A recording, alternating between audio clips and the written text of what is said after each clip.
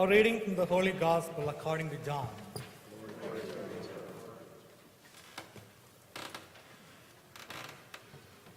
Pilate said to Jesus, "Are you the King of Jews?" Jesus answered, "Do you say this on your own, or have others told you about me?" Pilate answered, "I'm not a Jew, am I? Your own nation and the chief priests handed you over to me. What have you done?" Jesus answered, "My kingdom does not belong to this world. If my kingdom did belong to this world, my attendants would be fighting to keep me from being handed over to the Jews. But as it is, my kingdom is not here."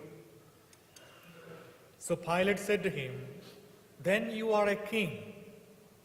Jesus answered, "You say I am a king. For this I was born, and for this I came into the world, to testify to the truth. Everyone who belongs to the truth listens to my voice." The Gospel of the Lord. Praise to you, Lord Jesus Christ.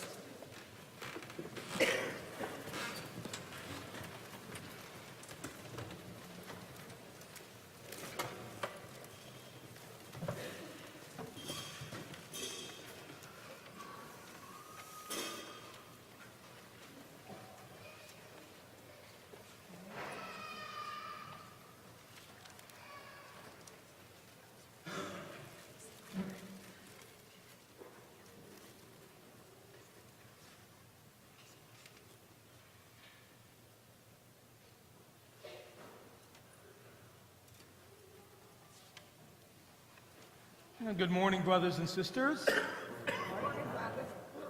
So I'd like to begin with a question. The 6 o'clock Mass last night got it right. What do you think is the hardest book of the Bible to understand or interpret? Awesome. Give yourselves a hand. Boy, that was even better. Revelations. Well, some churches talk about the book of Revelation as a book of doom and gloom. That's all we need, more doom and gloom from the Bible. Well, Catholics don't accept that. Other preachers look for prophecies about the end of the world, but they seem to forget what Jesus said. Nobody knows when the end will come, not even me. So the book of Revelation is not a book of prophetic utterances like Nostradamus. When I was studying the book of Revelations in seminary, the teacher said, artists and poets and musicians understand the book of Revelation more than scholars do. Because the book of Revelation is full of great images of hope and full of liturgical hymns that invite people to find Jesus in the midst of the mess. And the world was a mess even in the first century, by the way, so that's nothing new. Okay, my second question. What is a song that we sing at every Mass that comes from the book of Revelation? It's on the screens. The Sanctus.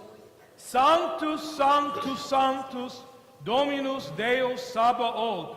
Holy, holy, holy, Lord God of hosts. So today when we sing that, remember that we are singing in communion with the angels and saints. And now, my final question. What movie was inspired almost totally by the book of Revelations? Yeah, speak a little louder. Because people don't want to be embarrassed. Anybody? I beg your pardon? Nobody wants to take a guess? I'll give you a clue. How's this? The Wizard of Oz. Almost all the imagery from The Wizard of Oz comes from the book of Revelation. You know, the Emerald City is described almost to the T in the book of Revelations. And what is the yellow brick road? It is the royal road of the cross that leads to heaven. Now, several years ago, I was asked to be in a production of The Wizard of Oz. Oh, I do have one more question. I'm sorry. What character do you think I played in the episode? Somebody last night said Toto.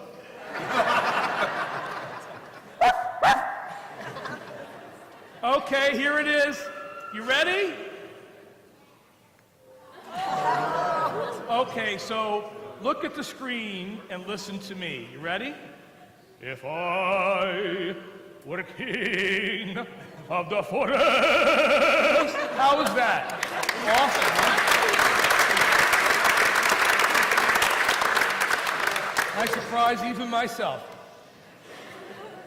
And so we have 4 pilgrims who want to go to the Emerald City to get something they lack. And each character lacks something. What did the Scarecrow lack? Yeah, I relate to him. What did the lion lack? Courage. What did Dorothy lack? A home. And what did the Tin Man lack? You see, while these are all symbolic lacks, you see, the need for brains means the need for wisdom. The need for a heart means the need for compassion. And the need for courage means having the strength to put our faith into action. And so, the book of Revelations is a travelogue from earth to heaven that helps us grow in wisdom, compassion, and faith in action. And what does Dorothy find at the end of the movie all together? What? All I heard was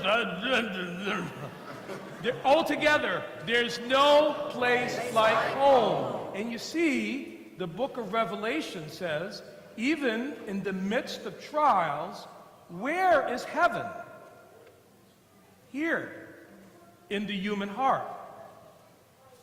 And so the book of Revelations is really a beautiful book, a hymn of praise to how God provides for us in wisdom and compassion, in faith, and in reminding us that the kingdom of heaven is within. Now, today, in the second reading, we heard about the King, the Alpha and the Omega. Now, when you okay, let's do that again. When you hear the word king, what comes to your mind? Anybody? King. Yes, very good. Anybody? Altar servers? Gold. Very good. So maybe we think of somebody like Henry VIII. You know, his wives just lost their heads over him. It was amazing. Or maybe, in our culture, the new royalty may be sports figures like, who's that? Babe Ruth, the Sultan of SWAT.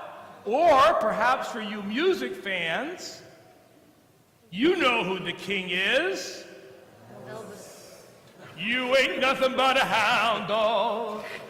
I never understood, you ain't ever caught a rabbit and you're no friend of mine. What does that even mean? But anyway, we don't celebrate a king like Henry or Babe Ruth or even the king himself, Elvis. We celebrate, I got ahead of myself. We celebrate a crucified king. Have you ever wondered what the letters INRI stand for above the crucifix? Well, here you go.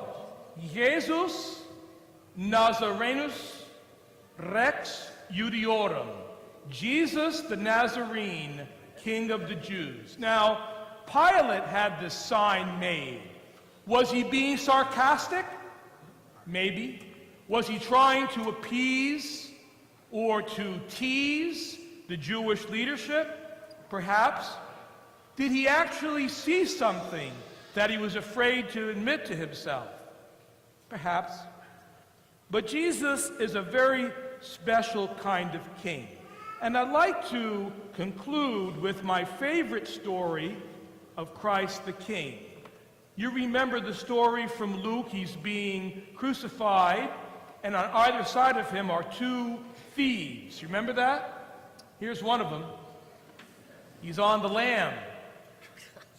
And one thief is named Dismas, and the other thief is unnamed. And Jesus is being spat upon, jeered at, made fun of, and the unnamed thief says, hey,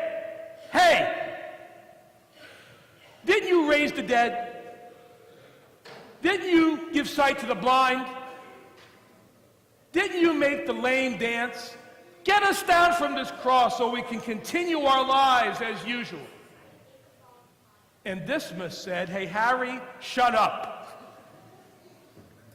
We deserve what we're getting. And then he looked at Jesus, the famous look, and he says, oh, how'd that get there? Oh, I forgot that was there. That's the good thief of Queen of Peace, by the way. I'm wearing reindeer ears inexplicably.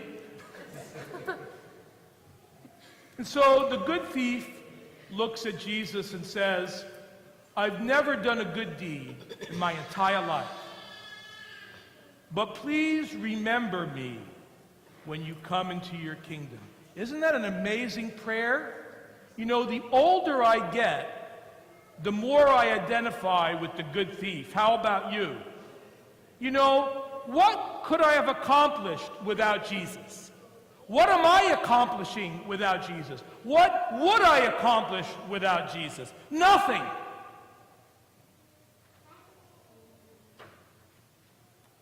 One saint said, I am nothing plus my sins.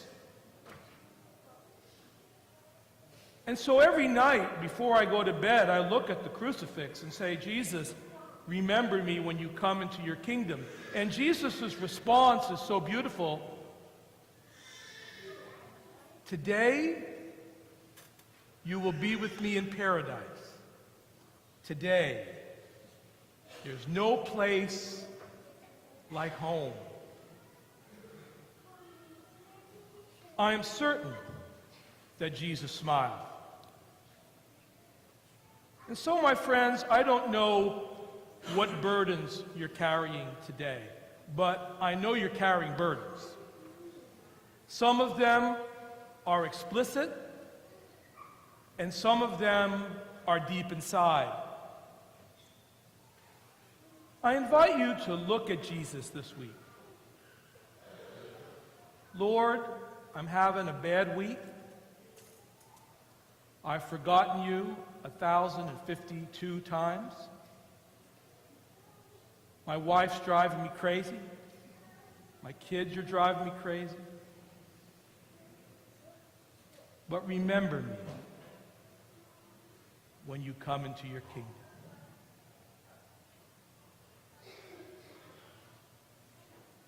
The yellow brick road leads to the cross, and the cross reveals Christ, the King. And so, before we do the creed together, I'd like you just to spend a moment gazing on this image and imagine yourself to be the good thief. This morning, what do you need to bring to Jesus? Where in your heart do you need mercy? Where in your heart do you need the assurance that we are on the road to paradise?